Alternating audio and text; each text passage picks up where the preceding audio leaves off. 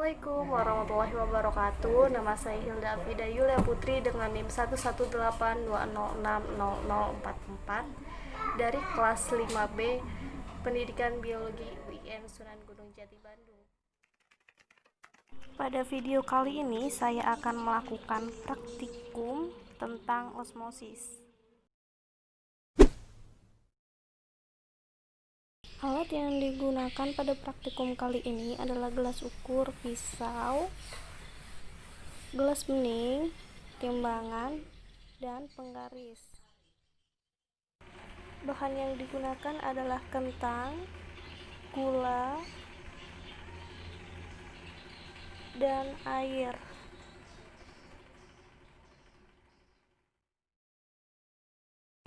Selanjutnya adalah langkah kerja. Langkah kerja yang pertama adalah memotong kentang yang mentah dan kentang yang sudah dikukus berbentuk kubus dengan volume yang sama.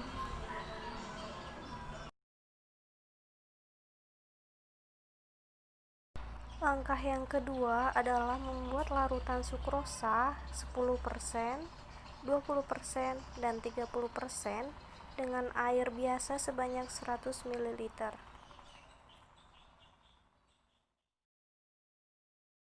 Langkah yang ketiga adalah memasukkan irisan kentang yang dikukus dan irisan kentang yang mentah ke 8 gelas yang berbeda.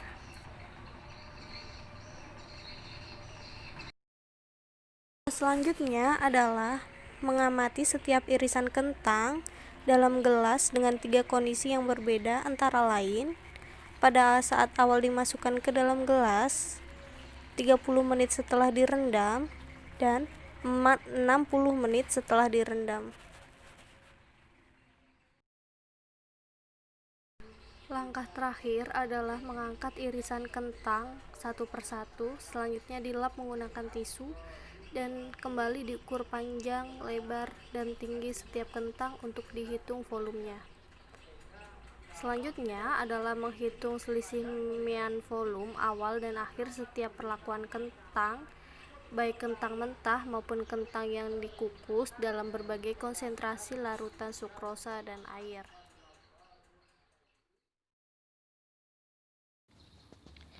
Tabel hasil pengamatan. Pada tabel hasil pengamatan terdapat 2 tabel. Tabel yang pertama adalah tabel pengamatan pada kentang mentah, sedangkan tabel yang kedua adalah tabel pengamatan pada kentang kukus. Tabel pengamatan pada kentang mentah, konsentrasi larutan, yang pertama yaitu air biasa, yang kedua sukrosa 10%, yang ketiga sukrosa 20%, dan yang keempat sukrosa 30%. Adapun pada air biasa, volume kentang sebelumnya adalah 3 cm, 3 cm, dan 3 cm, dan volume kentang sesudahnya adalah 3,9 cm, 3,6 cm, dan 3,8 cm.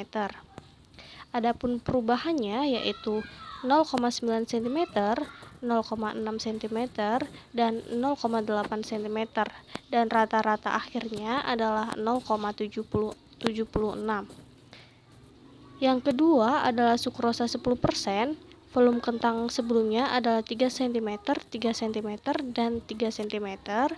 Volume kentang sesudahnya adalah 2,9 cm, 2,6 cm, dan 2,4 cm. Adapun perubahannya adalah minus 0,1, min 0,4, dan min 0,6. Dan rata-ratanya adalah min 0,36. Yang ketiga adalah sukrosa 20%, volume kentang sebelumnya adalah 3 cm, 3 cm, dan 3 cm.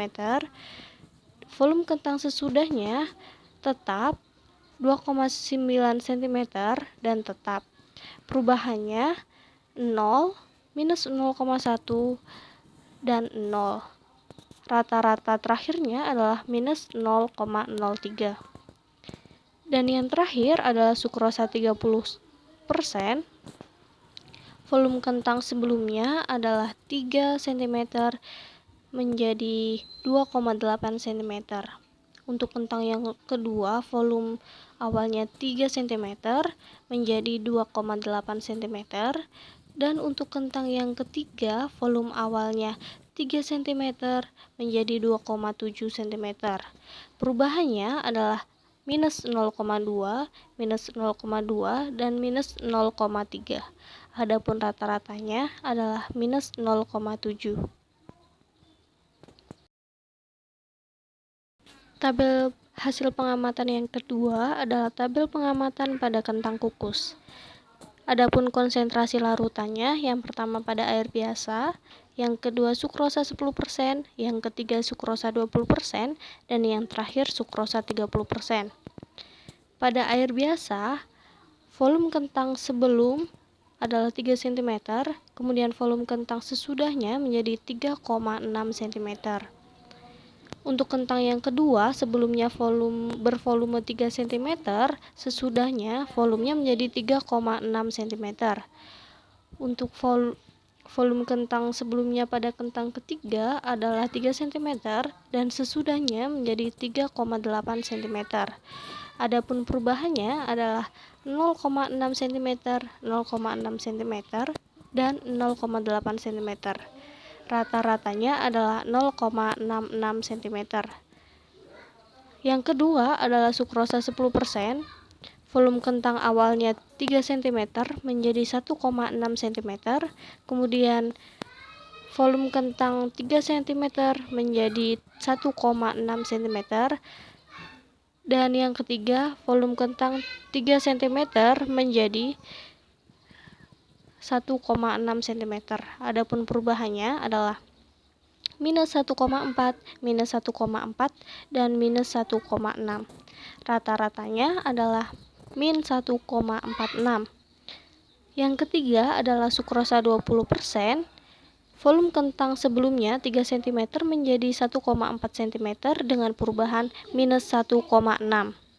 Yang kedua adalah volume kentang 3 cm menjadi 1,4 cm dengan perubahan minus 1,6.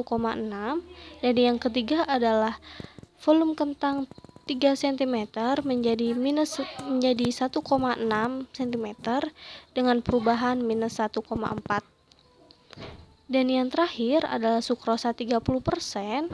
Volume kentang awal 3 cm, sesudahnya menjadi 1,4 cm dengan perubahan minus 1,6 cm. Untuk kentang yang kedua, volume awalnya 3 cm menjadi 1,0 cm mengalami perubahan minus 2,0. Untuk volume kentang yang ketiga, sebelumnya 3 cm, sesudahnya 1,3 mengalami perubahan minus 1,7. Rata-ratanya minus 1,76. Kesimpulan dari praktikum osmosis kali ini adalah dari praktikum osmosis yang telah saya lakukan dapat disimpulkan bahwa semua kentang mengalami osmosis, baik kentang yang mentah maupun kentang yang sudah dikukus. Pada kentang yang direndam ke dalam air biasa, ukuran kentang berubah menjadi lebih besar dan teksturnya mengeras. Adapun warnanya tetap atau tidak berubah. Sedangkan pada kentang yang direndam larutan sukrosa 10%, larutan sukrosa 20%, dan larutan sukrosa 30%, kentang yang mentah dan kentang yang dikukus mengalami perubahan ukuran menjadi lebih kecil, warnanya berubah menjadi pudar, dan teksturnya menjadi lebih lunak.